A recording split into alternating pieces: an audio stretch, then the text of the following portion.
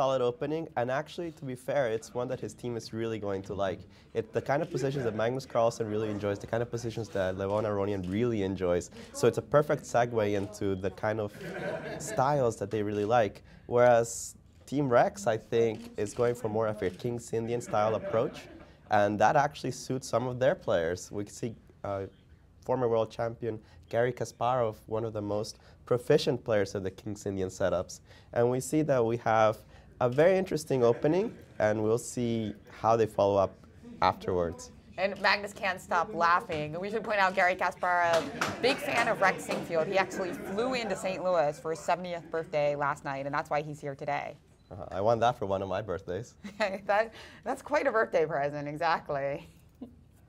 And he also gave a very lovely speech about the importance of the Sinquefield Cup and the chess club in general to the promotion of chess, particularly in America. So yeah, quite a positional struggle here. Now, the key thing about this game is note that the Sinquefields, definitely strong amateur players, but not on the level of the other competitors in this tournament. So what's going to be crucial is when they step back in, what's going to happen?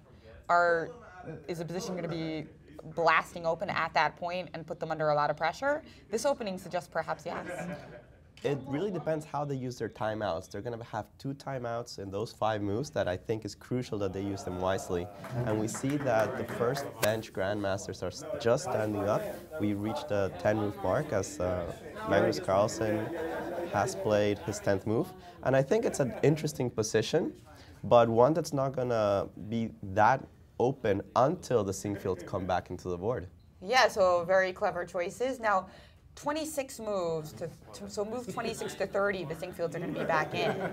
So unless the game lasts another 25 moves, they'll only play those 5 moves. So the key question is, are they both going to use their 2 timeouts in that 5-move ban? Would you think that would be a wise decision? I would definitely think that's a wise decision. I can't imagine them saving the timeout for a possible endgame, because that endgame might not happen if they don't use the timeout. They might just blunder something, they make a strong strategical mistake that they might think is an okay move, but when you're talking about 2800 level chess, it might not be at all. So the move knight to e1 has just been played. And Kasparov is thinking deeply about this move. It's actually a very lovely Magnus Carlsen style of move. The knight retreats, and it allows white to push his pawn to f4. It's going to be harassing this knight on e5 that's powerfully placed. And more importantly than that, Magnus doesn't want to trade pieces. He wants to keep as many pieces on the board